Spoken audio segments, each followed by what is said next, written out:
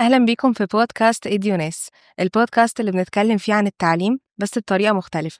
بنتكلم عن التطور والتغير اللي بيحصل في الجامعات والمدارس المصرية والأفكار الجديدة اللي بتفتح أبواب للجيل الجديد. معايا النهاردة ضيفة مميزة جدا بخبرتها في الجامعة الأمريكية بالقاهرة، دكتور إيمان مجاهد، رئيس قسم المعرفة والاستراتيجية في الجامعة الأمريكية ومساعد نائب رئيس الجامعة للتحول الرقمي. أهلا وسهلا يا دكتور إيمان. أهلا وسهلا. وانا مبسوطه جدا ان حضرتك معايا النهارده وسو اكسايتد ان انا اعرف الانفو اللي احنا هنتكلم فيها ريليتد بالديجيتال ترانسفورميشن في الاي سي. ممكن حضرتك تقول لنا يعني بريف كده عن الاكسبيرينس بتاعت حضرتك في الاي سي؟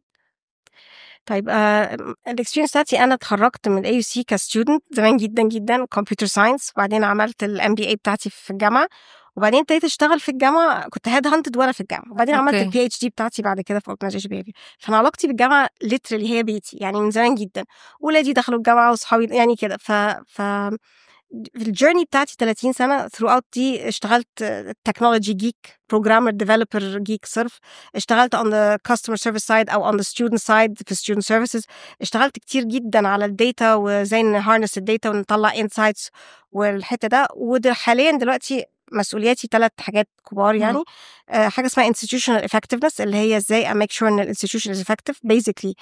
حاجات زي البلاننج، البيزنس بروسيسز، الداتا بالدايمنشنز بتاعتها الفظيعه، وبزنس انتليجنس واي اي وداتا ساينس. الدايمنشن الثاني از اي تي انفورميشن تكنولوجي، وده يعني از ا هيوج سبيكترم. وثالث دايمنشن السايبر سيكيورتي اللي هو بقى كل الحاجات اللي هي ريليتد بالسايبر اتاكس. فدول الثلاثه يعني ايتمز اللي تحت ماي سكوب دلوقتي. طب خليني أبدأ مع حضرتك أول سؤال. ال ASC تعتبر من الجامعات الرائدة في مصر، فإيه اللي بيميز دور الجامعة في المشهد التعليمي دلوقتي؟ بس هي جامعة أولا احنا كملنا 105 سنة، هي جامعة قديمة وفي نفس الوقت جامعة قديمة، بس دايما بنحب نبقى on the strong edge أو the leading edge of what we're doing. ففي كذا حاجة بتميزنا، بس في رأيي أكتر حاجة بتخلينا مختلفين إن إحنا طريقة التعليم ما هياش major معين أو حاجة معينة. إحنا بنسمي نفسنا حاجة اسمها liberal arts. liberal arts means إن الستودنت بيدخل يقدر يجرب حاجات كتيرة، يقدر يشوف majors وminors، يقدر ياخد courses بره الميجر بتاعه. دايما الطلبة وهي بتاخد الكورس دي تبقى متضايقة لازمتها إيه، ملهاش لازمة، بس هي actually it helps the student يبقى عنده what we call a well-rounded human being. يعني يعرف يتكلم في حاجات كتير، يبقى عنده visibility على حاجات كتير. دي one aspect. الاسبكت التاني is اللي بيحصل بره الكلاس روم اللي هي الكو-curricular part. ان الستودنت ينجيج في حاجات مع في مثلا في كلابز، ينجيج في internships، ينجيج في في شركات بيتعلم فيها، يروح يسافر بره يرجع. كل ده بيحسن من البيرسونال سكيلز. الاكسبيرينس اللي بنسميها اليونيفرسيتي اكسبيرينس is very rich عندنا، ودي طول عمرها. وعشان كده حتى دايما السيرفيز بتاعتنا اللي بنراندم حتى against the US وجامعات في US، احنا حاجه اسمها الهاي امباكت براكتسز بتاعتنا are very very high. وده بيخلي الجراديوت بتاعنا يقدر يشتغل في اي حاجه، يقدر يشتغل تكنيكال بيرسون، يقدر يشتغل مانجمنت، يقدر اكسل، يبان، يفتح شركته ويعمل whatever. and we see this in our alumni. عندنا حاجه بتاعت 40,000 alumni over the years, and it's this edge اللي فعلا بيخليهم in my opinion يعني stand out over and above طبعا الأكاديميك qualifications اللي بياخدها يعني. حلو قوي. طب يا دكتور ممكن تحكي لنا عن موضوع الدبل ميجر، ويعني ازاي بيحصل، وهل في مثلا بروجرامز معينة هو الستودنت بيدخل بيختار ما بينهم، ولا هو يقدر يميكس اند ماتش براحته؟ وهل ده مثلا بيبقى لو بيميكس اند ماتش لوحده، هل هو بيبقى فيه ادفايزر مثلا بيقولوا انه لا ده هيبقى مع ده، لا هيبقى هيساعدك في الدراسة، لا ده مع ده ممكن تبقى حاجة مش ميكست مع بعض او كده؟ هو احنا this is very good question. احنا بناخد عموما الطالب بيدخل الجامعه قدامه one of two options. في بعض الميجرز يقدر يديكلير from the gate، يعني من يوم ما يدخل يقول انا داخل بزنس، داخل انجينيرنج، provided ان الجريدز بتاعته في المستوى ده، او يدخل يكسبلور. وده البالك اوف الطلبه بتوعنا، دول بيقعدوا سنه يشوفوا هم عايزين كل حاجه، يكسبلور هو عايزه. يعني في ناس مثلا عايزه 2 ميجرز، يجرب يبتدي ميجر، يعني مش ده اللي هو عايزه، مش ده اللي شايف نفسه فيه. فالحته دي بتدي الطلبه the ability to actually test the waters. انا عايز اكمل حياتي كده وده اللي عايش فيه ولا لا. واللي بياخده ده عاده ممكن يتقلب الكتف، فمش بيضيع قوي حاجه. الدبل ميجر في زماننا ده، الميجرز العاديه اللي هو بزنس، انجينيرنج، كذا لوحدها بصراحة مش كفاية. انتوا في age very competitive، فلازم الناس يبقى عندها an edge. الedge ده بيجي بإما interdisciplinary programs، يعني أنا بفهم math و computer science فبقيت data scientist، أنا بفهم مثلا ده وده فبقيت مثلا actuarial scientist، ففي programs جاهزة كده، وده الترند الجديد ال AI data science، كل ده is interdisciplinary. أو في حالة كتيرة الطلبة نفسها بتبقى عارفة إن عندهم two skills أو حاجتين أقوياء فيهم وعايزين يleverage then they can take double major. Actually they can mix and match، يعني ممكن ياخدوا double major, one major or two or three, two minors. It depends on whatever helps them reach الobjective بتاعهم. هو نفسه يبقى ايه في الآخر، عايز يبقى ايه، واحنا how he يعني mixes and matches أو basically builds أو tailors his journey في الجامعة to fit what he wants to do. حلو قوي. طب هو بيبقى في مدة معينة ما يقدرش ان هو مثلا يخرج فيها من الميجر ده؟ يعني هل مثلا لازم يعدي سمستر بعد كده يقدر ان هو لا خلاص انا مش هكمل في الميجر ده هختار ميجر تاني؟ لا، يقدر يعمل اللي هو عايزه في اي وقت طالما انه هو في كل ميجر ليه cut off grades. فمثلا لازم مثلا البيزنس دايما عليه ضغط كبير، فهتلاقي cut off grades بتاعته احنا مش حاجه اسمها جي بي اي، في جي بي اي 4 تلاقي مثلا very high GPAs بس اللي بتتقبل، بعد كده خلاص الكاباسيتي بتقفل. احنا كجامعه عندنا عدد معين من الاماكن ما نقدرش نفتحها، فلازم نبقى very selective من الباب مين ندخله، وselective في الميجرز. فدي بتخلي again you can't select whichever major you want but you have to meet the requirements وتبقي competitive جوه الجامعة أكيد. وده بيعلمك برضه تبقي competitive بعد كده. فهي لا حلو قوي. طب خلينا ننقل بقى على الجزء بتاع التكنولوجي والديجيتال ترانسفورميشن. الديجيتال ترانسفورميشن او التحول الرقمي هي كلمة احنا بنسمعها كتير قوي الفترة دي، بس ممكن ناس كتير قوي ما تبقاش عارفة ايه اللي بيبقى ورا الكلمة دي. فممكن بس تقول لنا يا دكتور ايه اللي بيميز الستودنت اللي في الاي سي في مواجهته للديجيتال ترانسفورميشن عن اي ستودنت في جامعة تانية؟ هو اولا انا اتهيألي جيلكم كله is more empowered from a digital perspective than anyone else. ايوه صح. فاكتشلي انتوا بتدرايف with a change وده الحلاوه كده. بس احنا عندنا الجامعه allow this يعني احنا عندنا من اول ما بيدخل عنده كل حاجه، يقدر يقدم ابلكيشن اونلاين، يدفع اونلاين، مش عارفه يعمل ايه اكسبيرينس في كل كورس. كلاس رومز بتاعتنا دول ديليفري، يعني ممكن تبقي في كلاس روم او بره شايفه نفس الحاجه اونلاين واوفلاين وكل حاجه. فانت عندك التكنولوجي انفراستراكشر is very empowering و the concept of exploration students to explore وتجرب بتخلي ان الطلبه تعرف تكسل في الحته دي. ف there are so many opportunities. بس احنا basically عندك الديجيتال بلاتفورمز كلها قويه وموجوده.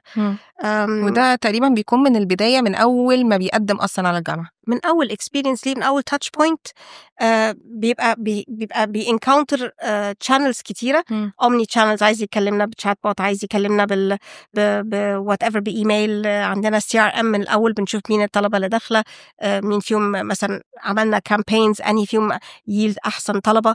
فالديجيتال جيرني is very powerful عندنا، والستودنت طبعا is the focus of this journey. بنقعد ندرس actually يعني مثلا بنيجي نشوف مثلا الطلبه اللي جايه دي هتعدي في اول سمستر على كام تكنولوجي، مش عايزينهم يبقوا كتير، عايزينهم يبقوا ستريم لايند، فهو ما يحسش بالذات وطلع المدرسه disruption كتير، بس في نفس الوقت نديله experience that is very solid. ساعات technology fails us، ساعات الدنيا بتبقى مش سهله قوي كده. يعني we're doing our best، بس احنا يعني we believe in technology بشدة يعني. دي حاجة جميلة جدا. طب يا دكتور، هو أي تحول بيحصل في حياتنا أصلا في العموم لازم بيقابلنا فيه challenges و objections كده بتقابلنا. فالديجيتال ترانسفورميشن جيرني اللي في الAUC إيه الchallenges اللي واجهتوها فيها من البداية وحلتوها إزاي؟ بس احنا كنا we're very lucky لأن احنا ابتدينا الترانسفورميشن جيرني دي سنة 1988. هذا من البداية خالص. فسيريسلي احنا من الانتيتيز القليلة جدا اللي كان عندنا systems و ERP systems و data collected على السيستم دي من زمان. فده بيخليكي دايما ahead of the curve. يعني actually ساعات كتير شركات بتيجي تبقى عايزة نشتغل معاهم لأن هم they use us بعد كده كرفرنس في حتات تانية. having said that انتي عندك spectrum قوي جدا. with every change في مشاكل كتير، في طبعا ناس بتريزيست change، في دايما عندك بقى يعني changes اختلفت over time، resistance to change و complexity، وانك انت جامعة قديمة فالبروسيسز قديمة فانا عايزة do things زي ما انا بعملها، كل ده موجود. مع كوفيد الحقيقة كوفيد كان أسرع أكتر حاجة empowered digital transformation.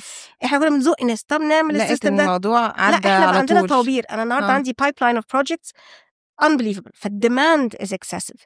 فدلوقتي التشالنج بتاعتي ما بقتش ان انا اقنع الناس انها تنقل، بس ان انا make sure ازاي ان الترانسفورميشن هتتم صح. يعني هل احنا كانستيتيوشن we're ready for this change؟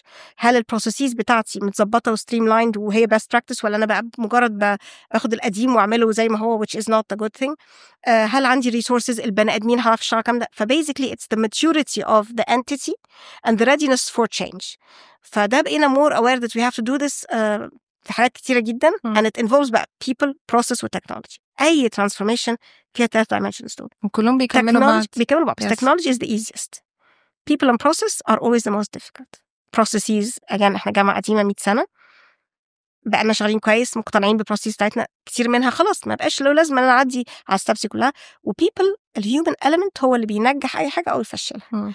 بس الهيومن element بيبقى ان احنا نتشينج فيه بتبقى أصعب حاجة، حس إن هي بتاخد وقت، بتبقى أصعب حاجة. بس if you look at it from what's in it for them, if you تعمل يعني بنسميها co-design أو if you bring them on board as much as you can, then you have their buy-in. Having said that, أيوة human element is the most difficult.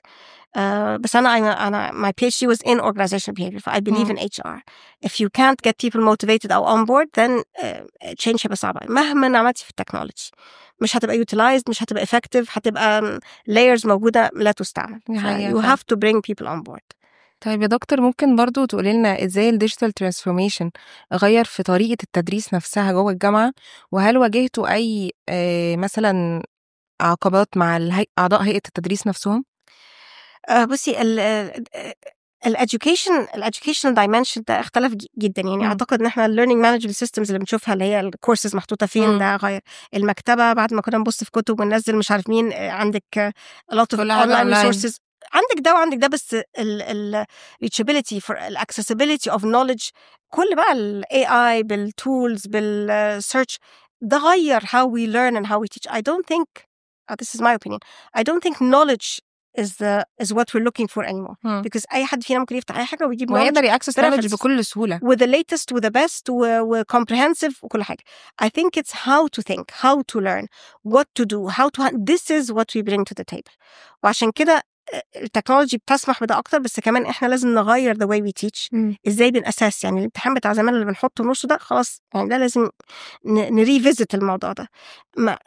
أنا شخصيا بدي open book exams، بس the point is بس الاوبن بوك اكزامز بتبقى دايما اصعب من الاكزامز العاديه. اصعب، بس ما دام جان انت معاكي الكتاب فايم teaching you how to think. I'm not asking you to memorize حاجه، لان انت بتطلعي بتشتغلي في الحقيقه في العالم. انا كده هنسى كل اللي اخدته.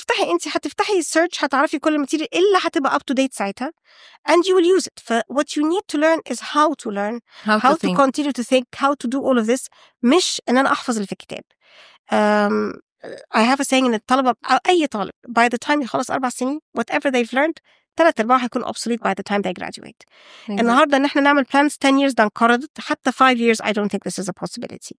فلازم يبقى يعرف يتعلم، ولازم يبقى عارف يفكر ازاي، ودي ازاي يطور من نفسه برضه. لازم دي الاجيلتي دي. وعلى فكره لما تبصي على التوب 10 سكيلز، سواء بحب اعمل كل شويه، بصيتي على لينكد ان او وات ايفر، دايما بيببلشوا ذا توب 10 سكيلز، الهارد سكيلز والسوفت سكيلز. تلاقي الهارد سكيلز اخر كام سنه كلها تكنولوجي، يا اما اناليتكس يا اما اي ساينس، هتلاقي ماشين ليرنينج، سايبر سيكيورتي هتلاقي. فطبعا ده يعني حاجة بحبها جدا، بس then again it tells you where the world is going. The soft skills equally important. هتلاقيها دايما about analytics, about critical thinking, about agility, about teamwork, about collaboration, and they're equal. فإحنا لازم نبني الاتنين ونفضل ننurture الاتنين، وإلا الفيوتشر هيبقى صعب قوي. طبعا. طب حضرتك كنت بتتكلمي على السايبر سيكيورتي وان دي اكتر حاجه حضرتك بتحبيها. لا، اكتر حاجه بخاف منها. طيب بما اننا بقى عملنا ديجيتال ترانسفورميشن واحنا بادئينه من زمان جدا، فهل بقى كان في تشالنجز سبيسيفيكلي من ناحيه السايبر سيكيورتي؟ كل ما الديجيتال فوتبرنت بتاعتي بتكبر which is the trend، سايبر ثريتس طبعا. فكل ما حاجتي بتتقلب دي بنسميها الديجيتال اسيتس، والتشالنجز بتاعت سيكيورينج الديجيتال اسيتس والبرايفسي بتاعت الديجيتال اسيتس بتزيد. ومصر يعني العالم كله حاطط قوانين للسايبر سيكيورتي وللبرايفسي، ومصر حاطه 2 new laws، وده rightfully so، لان انت ماشيه في dimension I have to protect the assets دي because هي دي الownership بتاعتي. في saying مهم قوي بيقول لك oil data is the oil of the 21st century and analytics is its combustion engine. يعني أنا خلاص الoil ده is no longer الحاجة المهمة، ولا اهم حاجه عندي الداتا والاناليتكس اللي وراها، و I would add AI. فالداتا بتاعتي دي is a digital asset، فلازم احافظ عليه. ازاي احافظ هي عليه؟ الريزلتس بتاعتها هي اللي هتمشيني في ايا كان الاتجاه. وهي دي ده الاسset بتاعي. ده لو مش موجود we will cease to exist. ف how can we protect ده؟ اللي بقى انت خلي بالك في التكنولوجيا عندك حاجات على كلاود، حاجات على سيرفرز، حاجات مش عارف مين. فكل ما بنديجيتايز اكتر، كل ما اللاندسكيب بتاع الديجيتال بتاعنا بيزيد which is happening، كل ما السكيورتي والسايبر ثريتس بتزيد، ولازم الريزيلينس بتاعنا يزيد. ولازم نكون برو اكتيف. ما انا لازم، انا بقى سايبر سكيورتي ده كذا حاجه. لازم من ناحيه اعرف ازاي ابروتكت نفسي، وبما ان الثريتس كتيره جدا the trend now is not if I'm hacked, it's when I'm hacked can I recover ولا لا. فالريزيلينس بتاعي to overcome الكلام ده ازاي. فالحياه بتختلف يعني AI data emerging technologies cyber security privacy دول اللي بيحصلوا دلوقتي and people have to be aware of this and students have to be aware. This is العالم اللي هيخرجوا له، فلازم يبقوا عارفين يتعاملوا زي ما الحاجات دي، زي ما not to publish كل حاجه على فيسبوك مش عارف مين وانا اكلت ايه النهارده وصورت مش ايه. هو ده الديجيتال بس، لا يعني مش بس ده الديجيتال، انا بديله الديجيتال فوت برنت بتاعتي. فانا ممكن يميمك بعد كده يعمل افاتار يكلم حد كانه انا. anyway part of what we do برضه is awareness to students how to make sure. ساعات بنبعت لهم زي ايميلز وكده فيشنج، يعني ايميل فيه حاجه ونشوف كم واحد كليكت على ده فبيزيكلي وقع في كده. and we're trying to raise awareness للفاكولتي وللستودنتس على what not to do. يعني ايه الديجيتال فوت برنت بتاعتك، يعني ايه privacy to protect them، مش بس احنا. بس دي حاجه حلوه قوي ان احنا مش بس بنركز على هم في الجامعه بس بيعملوا ايه وممكن يحصل لهم هاكس ازاي في الجامعه، واحنا كمان بنعلمهم هم personal life بقى هيقدروا ازاي يحموا نفسهم من اي سايبر ثريتس. ولازم يبقوا دايما aware and alert. بالنسبه للفاكولتي بقى، الفاكولتي مش اكتر حاجه بدرايف الفاكولتي جايه عشان يترانسفير نوليدج وريسيرش للستودنتس. لو حس ان الستودنت بتاعه is more advanced او مش بيستفيد، دي بتضايقهم قوي. فبالتالي the best way to get through to faculty is to make sure that they know that this is in it for them. عندنا حاجه اسمها Center for Teaching and Learning، دول بيترين الفاكولتي على ازاي يستعملوا الديجيتال تولز وازاي يغيروا educational practices وازاي يبيلدوا courses that are more innovative that use technology بشده. والفاكولتي دول بيترين الدكتورز نفسهم سواء full timers part timers، ده دورهم and they do a great job في الحته دي because هم لما يعملوا كده بيجهزوا الفاكولتي ان هو يقدر يعني يكونفي ويقنع كل النولج دي student is always up to date was always looking for what's new. فأنا فاكرة أيام كوفيد لما جينا، أعتقد إحنا أول جامعة we went قفلنا بسرعة. إحنا خدنا أسبوعين كان الفاكولتي بتوعنا ما بيحبوش خالص أونلاين ونحط الكورس وخلاص وانتهينا وكده. لما حصل وضع ان احنا لازم نتحرك، خلاص امر واقع بقى، امر واقع، بس برضو ما حصلش ريزيستنس. الجامعه كلها وقفت مره واحده. الCLT دخل ادى كورسز، احنا جبنا التكنولوجي تولز، احنا كان عندنا الحمد لله بلاتفورمز قويه فقومنا التولز، والجامعه واز اونلاين سيمينجلس من غير اي مشاكل. احنا حتى الستودنت ساتسفاكشن سيرفيس بتاعتنا في السنه دي في سنتها was very high because students felt قد ايه احنا كنا responsive وبنقول. وفضلنا ناخد بقى كل الطلبه دي نعمل سيرفيز عليهم، انت ايه من بقى كنت هسأل حضرتك على موضوع الستودنت ساتسفاكشن، سواء الستودنتس اللي هم اصلا بيدرسوا فاكولتي معينه او الستودنتس اللي بياخدوا البوست جرادز كورسز او دبلوماز او كده، ازاي بتقيسوا الساتسفاكشن بتاعهم؟ This is a very important question. في كوفيد specifically اللي عملناه احنا كنا كل اسبوع literally every week بنبعت سيرفيز للفاكولتي والستودنتس ونقول لهم ايه رايكم، ايه اللي مضايقكم، وناخد ديسيجنز مثلا لا هنوقف ده، لا هنعمل ده، لا هنغير كده بيست على الفيدباك ده. في العموم بنعمل كذا حاجه، بس اول احنا بنرن سيرفي عندنا حاجه اسمها كالندر في كل السنه على ايه السيرفيز اللي هنرن، وبنميكس كواليتيتيف وكوانتيتيف داتا. يعني احنا عندنا داتا عن الطلبه وكم واحد مشي من الجامعه، كم واحد اتخرج بعد وقت قد ايه. عندنا KPIs دي باخدها كوانتيتيف داتا، خلاص دي فاكتس. بكملها في حاجه مش بعرفها نفسهم في ايه ساتسفاكشن، كان ده perception، بكملها بسيرفيز او ببولز او وات ايفر، وان شاء الله فيوتشرستيكلي هتبقى كونتكست سنسيتيف بس anyway فيوتشرستيك. بس فور ناو بنعمل سيرفيز، كل كورس ليه سيرفي في اخر السمستر بعد ما يخلص يكون خلص والفاكولتي دخل الجريد، يعني هو خلص امتحانه قبل الامتحان على طول الستودنت بيتسال كذا سؤال. الداتا دي بتبقى بتتجمع بتروح لكل تشير اللي هو ديبارتمنت هيد، يعني عشان يعرف يفيد يرجع للفاكولتي يقول مثلا ده كان كويس ده كان وحش وات ايفر. it has a lot of decisions and then على كل ليفل لغايه البروفوست اللي هو الرئيس الاكاديمي بتاع الجامعه الداتا دي بتتلم وبيتعمل بيها حاجات كتيره جدا. على مستوى داتا يعني اشمل مش بقى على كل بروفيسور، طبعا داتا is very confidential، بنقدر نشوف ترندز، هل الجي بي اس طالعه، هل الفاكولتي دي فيها مشكله، هل كده. والداتا دي الاناليتكس اللي ورا الانسايتس دي اللي بتفيد بقى على بيجر سكوب. وبالذات لو في مثلا فاكولتي معينه بيحصل منها ترانسفير كتير فور اكزامبل، يعني بتبقى حاجات كده. ولو في ترندز، بس دي بعتبرها اكتر على مستوى تشير، يعني المفروض مدير الاداره هو اللي يشوف ده ويقدر يهندل ده. على مستوى الجامعه بنشوف حاجات اكبر من كده. بس هي الداتا عموما is a very strong هي كل العالم بيدور حوالين informed based decision making. فانا ما اعملش decision based on what I think بس on information. Yes, exactly. ولما تفكري في information goes into كمان السوشيال ميديا. يعني هدلوقتي we can track social media, we can track ناس رأيها ايه, context analysis, ناس مبسوطة, ناس متضايقة, ايه. كل ده is knowledge that we can use to enhance the learning and the teaching and the experience بتاع الطلبة في الجامعة. طبعا. طيب يا دكتور, احنا ازاي ال AUC بتقدر تساعد الستودنتس ان هم يحددوا هم عايزين ايه اصلا, بالذات الستودنتس اللي لسه داخلين الجامعة جداد؟ بيبقوا في ناس كتير قوي لسه مشتتة, مش عارف يحدد هو عايز ايه, هو بيحب ايه او كده. فازاي بقى ال AUC بتقدر تساعد الستودنت ان هو يقدر يحدد هو حابب ايه او عايز يوصل ليه قدام في الفيوتشر وايز بتاعه؟ الجامعة عندنا أول فيها دلوقتي افتكرت ما فيهاش ساينس, ما فيهاش يعني لو دخلتي ساينس ممكن تخشي ارتس, يعني ما فيهاش الديستنكشن دي. انت فيها بتديكي clean slate, a very flexible empowering landscape. It's up to you what you want to do with it. طبعا من أول يوم بيبقى في advisors, من أول سمستر بتقعدي مع advisor ده بيشوف انت preferences بتاعتك ايه, بيبني لك program. أول سنة أول سمستر تاخدي كذا, تاني سمستر تاخدي كذا, وبيقعد معاكي كل سمستر تاني وانت لسه undeclared, وانت فيز اللي هو لسه ما عملتيش declaration الميجر. بعد كده بيبقى عندك ادفايزر جوه الميجر او جوه الدبل ميجرز او وات ايفر, بيكمل معاكي المشوار to make sure ان انت بتتخرجي في وقت معين, خدتي كورسز اللي تناسبك. في كمان فاكولتي ممبرز عندنا كارير سنتر بيتكلم على بعد كده انت البروسبكتس بتاعتك عايز تعمل ايه. ساعات حتى كارير سنتر بيتكلم مع طلبه هم داخلين الجامعه, ادي لو دخلت الميجرز دي ادي البروسبكتس ادي فبريدجينج الجاب دي قويه قوي. ومن كام سنه كده عملنا ريسيرش لذيذ قوي, جبنا داتا بتاعت لينكد ان, كل الجراديوتس طالعه من لينكد ان, وكل الطلبه بتاعتنا عندها داتا من 88 وي ماتش them.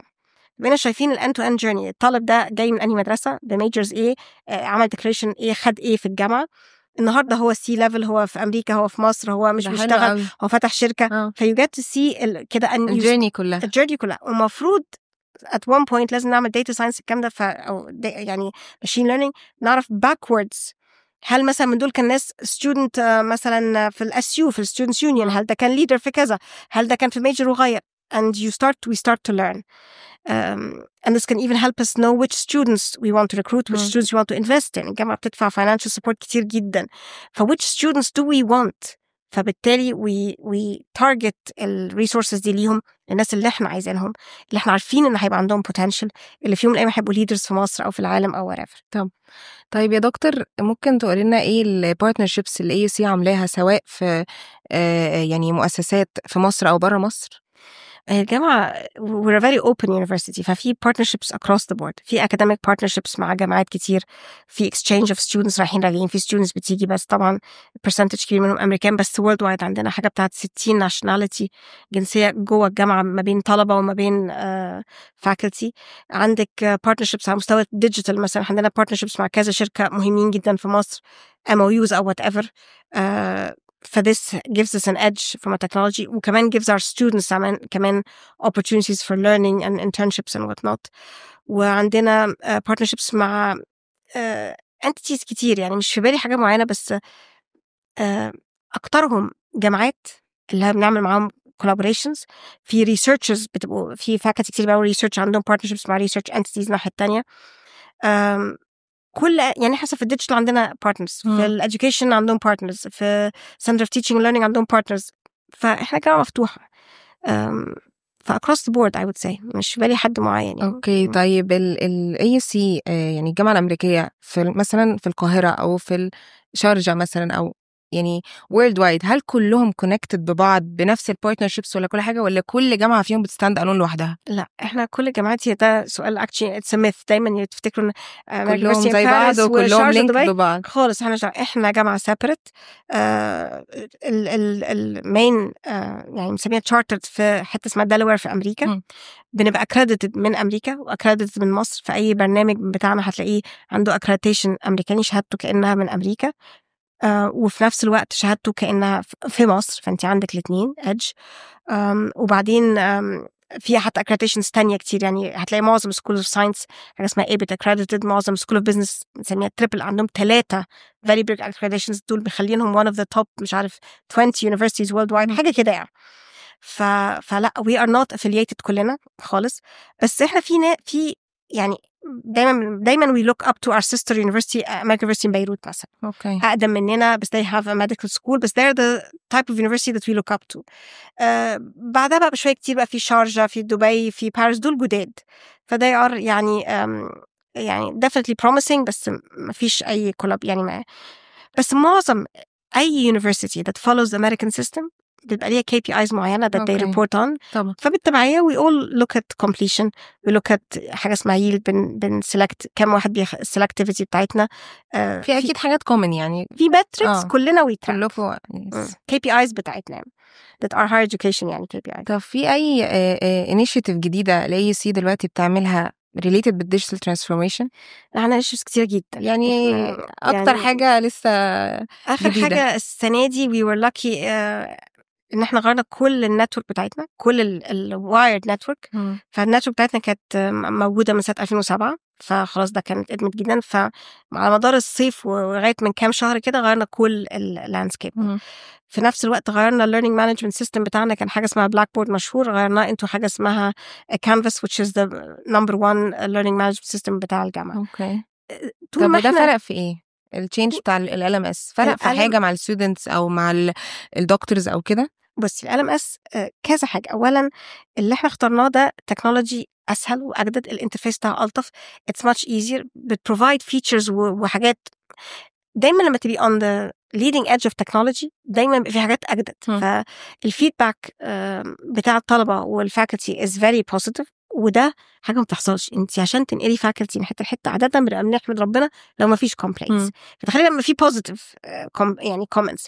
فنقلنا الكانفاس. كانفاس is from a technology perspective بقى هو robust أكتر، الباك end بتاعه أجدد، الرود ماب بتاعه كليدنج انستتيوشن أقوى، عدد الجامعات اللي بتجوينه أقوى، بننتجريته مع حاجات تانية كتير. ف it was a very solid move يعني. النتورك طبعا محتاجين نتورك وحاجات كتير جدا بنغيرها في نفس الوقت. يعني عندنا حاجة بتاعت 140 project happening in the pipeline، في منهم كذا واحد major very significant pipelines. مثلا السنة دي حطينا CRM جديد للadmissions على Salesforce. فCRM ده اللي هو بيبتدي يشوف الطلب ده مثلا حاجة جديدة. فالاناليتكس بلاتفورم بتاعتنا كلها غيرناها من ده واضح ان يعني 2025 ده huge ميزة التكنولوجي if you like a dynamic environment then this is it.